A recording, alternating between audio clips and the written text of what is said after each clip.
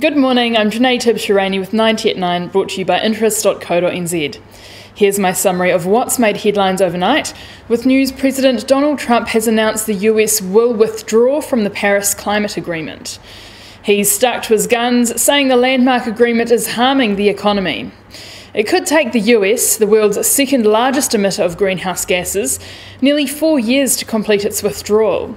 This essentially means a final decision will be up to American voters in the next election.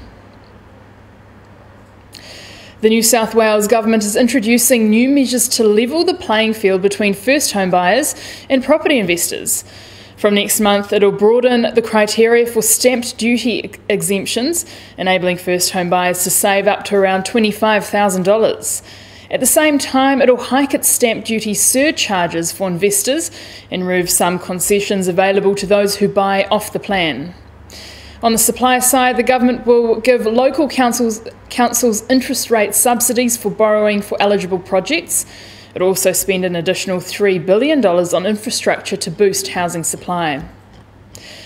China's factory activity has contracted for the first time in 11 months.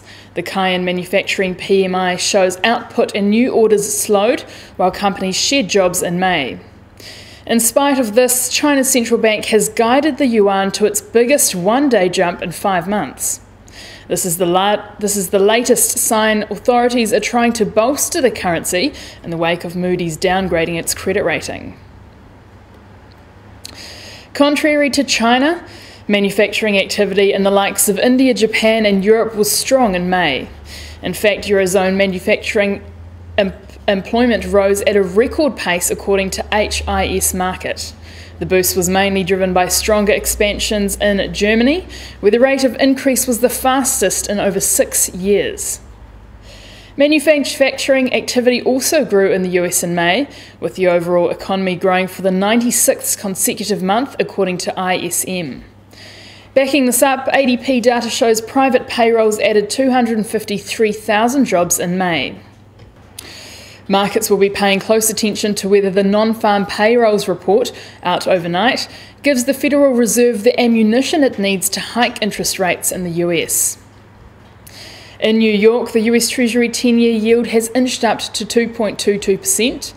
The US crude benchmark oil price remains at $48 a barrel, while the Brent benchmark is at $50.